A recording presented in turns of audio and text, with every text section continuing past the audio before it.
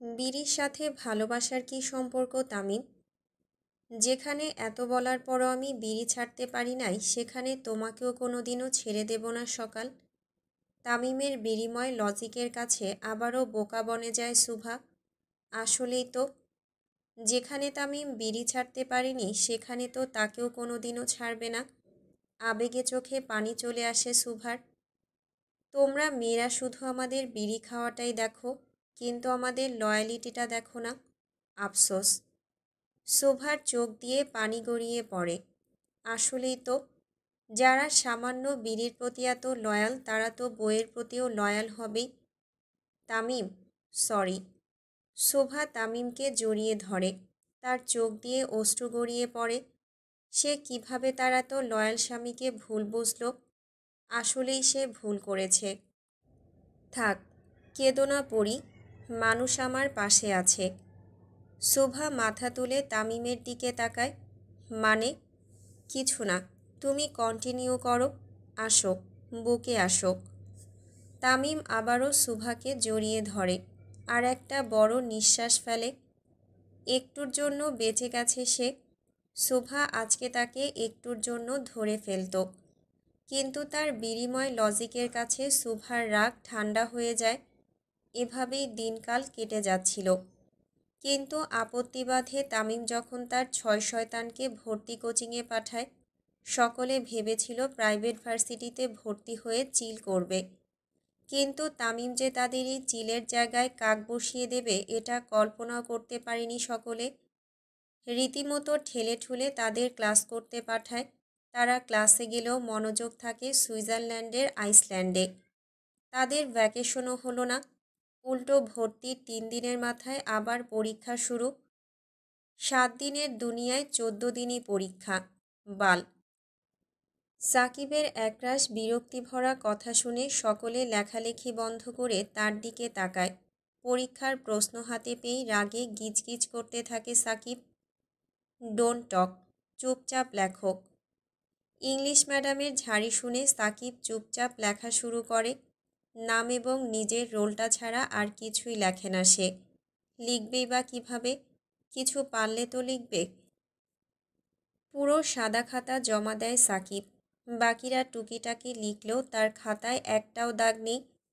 Madam সকলের খাতা নিয়ে দেখা শুরু করে। যেহেতু ক্লাস টেস্ট, 20 মার্কের পরীক্ষা, তাই ক্লাসেই দেখা যাবে। সবাইকে চুপচাপ বসতে বলে ম্যাডাম 12 জনের খাতা দেখতে থাকে। তার মধ্যে তো 6 জন তামিমের গণ্ডগোল বাহিনী, বাকিরা বিভিন্ন জায়গা থেকে আসা রিচ কিড। পুরো একটা বিল্ডিংয়ে ভর্তি কোচিং করানো হয়। একটা ক্লাসে শুধু তামিমের 6 শয়তান দিয়েই পরিপূর্ণ। বাকিদের আর জায়গা নেই, অবশ্য হলেও তারা নিত না। সাকিব বলল, পরীক্ষা নেবে একমাত্র আল্লাহ। এই শয়তানের খালাতো ভাই বোনগুলা কিসের পরীক্ষা নেয় বুঝি না। সাকিবের কথায় সকলে সহমত প্রকাশ করে। আসলেই তো, পরীক্ষা কেন মানুষ নেবে? এটা আবার কেমন জুলুম? মাহির বলল, আমাগো জীবনটা কি এভাবেই যাইব? কতদিন ঝামেলা করি না। মানিক বলল, কতদিন কোনো মাইয়ার লগে টাঙ্কি মারি না। মফিজ বলল, তোরে কোনো সেমরি পাত্তা দিলে তো টাঙ্কি মারবি। রফিক বলল, পাগলের সুখ মনে মনে। পঞ্চপাণ্ডব আবারও বাগবিতণ্ডায় লিপ্ত হয়ে পড়ে। এদের জীবনের একমাত্র কাজই যেন মেয়ে পটানো। তাছাড়া এরা কিছু পারে বলে মনে হয় না। সকলে নিজেদের মতো ঝগড়ায় লেগে পড়লেও শুভা রয়েছে অন্য চিন্তায়। বেশ কিছুদিন ধরে তার সব কিছুই কেমন অসহ্য লাগছে। না বলতে পারছে আর না কিছু করতে পারছে। সাইলেন্স। খুব জোরে সবাইকে চুপ থাকতে বলে ইংলিশ ম্যাডাম। ম্যাডাম বলার সাথে সাথে পুরো ক্লাস চুপ হয়ে যায়। শুধু চুপ হয়ে যায় না, একদম পিন পড়ার মতো ঠান্ডা হয়ে যায় ক্লাসরুম। এই একটা ম্যাডামই খুব ভয়ঙ্কর। তাকে দেখলে শুভারও মোটামুটি ভয় লাগে। একদম বাংলা চলচ্চিত্রের খলনায়িকা রিনা খানের মতো। ম্যাডাম সকলকে ডেকে ডেকে খাতা দিতে থাকে।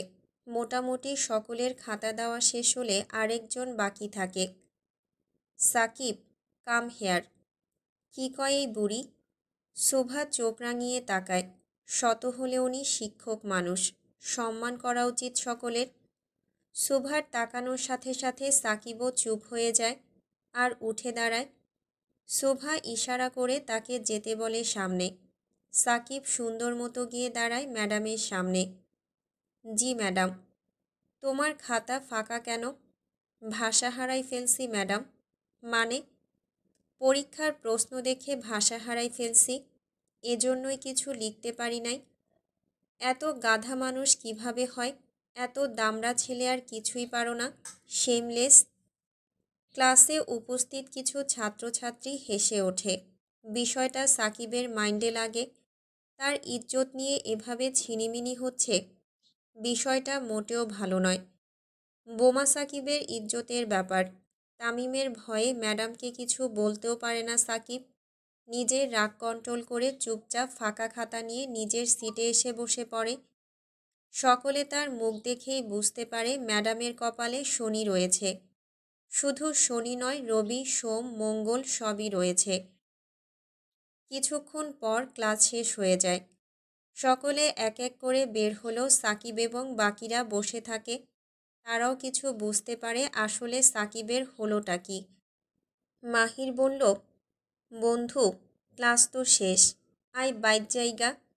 সাকিব উঠে দাঁড়ায়।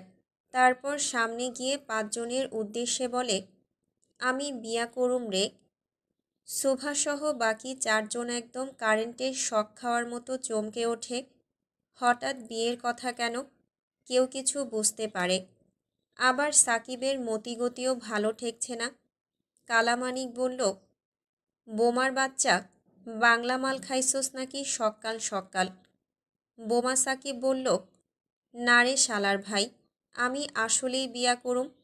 শোভা বলল, কিন্তু কাকে? বোমা সাকিব বলল, এই বুড়ির শরীরে। সকলে একসাথে খুব জোরে কি করে ওঠে। এবার সকলে বুঝল আসল কাহিনীটা কোথায়। ম্যাডামের অপমান সাকিবের ইগোতে লেগেছে, তাই সে ম্যাডামের মেয়েকেই বিয়ে করতে চাচ্ছে। শোভা বলল, আর যদি ম্যাডামের কোনো মেয়ে না থাকে? বোমা সাকিব বলল, ফুটাইয়া ছাড়ুম। মাহির বলল, কেমনে?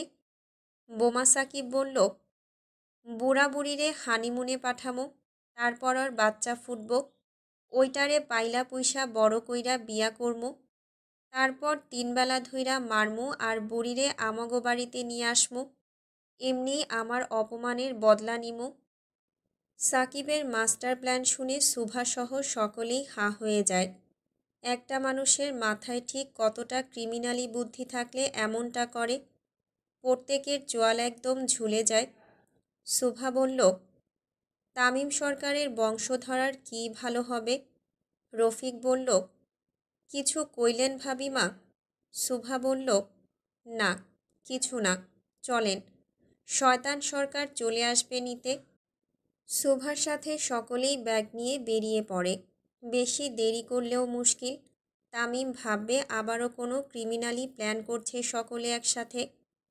কিন্তু সাকিবের মাথায় চলতে থাকে সেই একই বিষয়, ম্যাডামের কোনো মেয়ে আছে কিনা সেটা। ক্লাস থেকে বেরিয়ে সিঁড়ি দিয়ে নামতেই সকলে দেখে ইংলিশ ম্যাডাম লিফটের জন্য অপেক্ষা করছে। সাথে একটা মেয়ে, শোভার মতোই বয়স, পরনেও শোভার মতোই জামা কাপড়। সকলে ধীরে ধীরে লিফটের কাছে এসে দাঁড়ায়। সাকিব একদম পিছনে দাঁড়ায়। বারবার মেয়েটাকে দেখার চেষ্টা করে। মায়ের দিকে মুখ করে থাকায় সে ঠিকমতো দেখতেও পারছে না। সাকিবও নিজের কড়া নজর রাখে মেয়েটার উপর। ম্যাডামের সাথে এর কি সম্পর্ক জানতেই হবে। লিফট নিচে আসতেই ম্যাডাম মেয়েটাকে সাদিয়া ভেতরে আসো বলে ডাকে। মেয়েটাও ঠিক আছে আম্মু বলে। ব্যাস, সেখানেই ছিল ইতিহাসের আরেকটা প্রেম কাহিনীর শুরু। সাকিব ব্যাক্কেলের মতো তাকিয়ে থাকে সাদিয়ার দিকে। সকলে ভেতরে ঢুকলেও সাকিব ঢোকে না। মাহির বিষয়টা বুঝতে পেরে সাকিবের হাত ধরে তাকে ভিতরে ঢুকায়। সাকিব বারবার শুধু দেখছিল সাদিয়াকে। Shakib plus Sadia equal to Sakia. Shakib নিজেদের মেয়ের নামও ঠিক করে ফেলে, এই মেয়েকেই তার চাই। লিফট গ্রাউন্ড ফ্লোরে নামলে ম্যাডাম নিজের মেয়েকে নিয়ে চলে যায়, আর বাকিরাও বাইরে আসতে থাকে। বোমা সাকিব বলে, তোগো ভাবি পাইছি রে। সকলে মানিকের দিকে তাকায়, কারণ এই কথাটা সবসময় মানিকই বলে।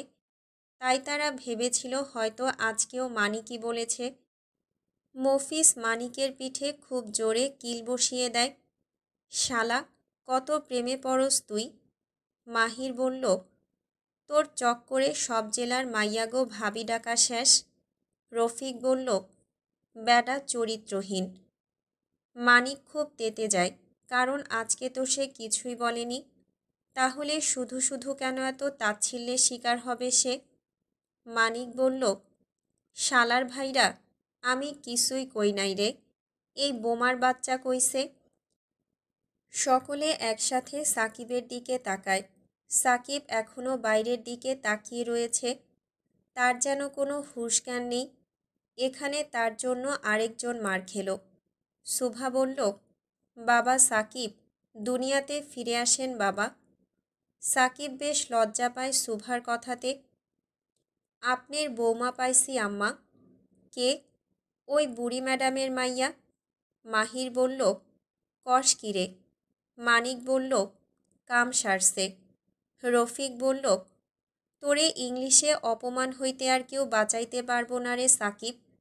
মফিজ বলল, ও ইংলিশ বুঝলে তো জানবে কোনটা মানার কোনটা অপমান। বোমা সাকিব বলল, আমি তো বউ পাইছি রে। Sakib plus Sadia equal to মাইয়া হইলে সাকিয়া, পোলা হইলে সাকিব। আহ, আমাগো অমর প্রেম কাহিনী। শুভা বলল, আপনি ছেলেমেয়ের নামও ঠিক করে ফেলেছেন। শুভার কথা শুনে সাকিব লজ্জায় লাল নীল হলুদ সবুজ হয়ে যায়, আর বাকিরা একসাথে বলে ওঠে, কাম সারছে। কোচিংয়ের বাইরে খোলা মাঠে প্রায় অনেক শিক্ষার্থী আড্ডা দিচ্ছিল। তামিম এবং তার গার্ডরাও এসেছে সবেমাত্র। শুভার নির্দেশ মতো তামিম মাস্ক পরে থাকে, যেহেতু মেয়ের সংখ্যা বেশি। তামিমকে যদি কেউ পছন্দ করে, সেই ভয়ে শুভা ওয়ার্নিং দিয়ে রেখেছে, নো মার্কস নো 1920। তামিম আর কী করত, তার তো 1920 করতেই হবে। আবার বউ দজ্জাল, তাই ভদ্রলোকের মতো মেনে নেয় শুভার আবদার। ছয় শয়তান বাইরে বেরিয়ে দেখে তামিম তার গার্ডসহ দাঁড়িয়ে রয়েছে। মুখে মাস্ক পরা দেখে শুভা খুব খুশি হয়ে যায়। যাক, তার শয়তান সরকার তার কথা শুনেছে। ধীরে ধীরে সকলে তামিমের দিকে আসতে থাকে, কিন্তু শুভা মাঝপথেই থেমে যায়। কারণ গ্রুপ করে কিছু মেয়ে দাঁড়িয়ে দাঁড়িয়ে তামিমের বডি ফিটনেস নিয়ে কথা বলছে। মাস্ক ছাড়া দেখতে কত সুন্দর হবে সেটাও বলা বলি করছে। ভাই, এই লোকটার নাম্বার কেউ নিয়ে আয়, আমি প্রেম করব। পাশে থাকা একটা মেয়ের কথা শুনে শুভা তেলে বেগুনে জ্বলে ওঠে। প্রেম করবে, তাও তার স্বামীর সাথে? সাকিবের কাছে ব্যাগ দিয়ে সোজা মেয়েগুলোর সামনে এসে দাঁড়ায়। এই, চোখ বন্ধ, কেউ নজর দিবি না, এই চিকনা আমার।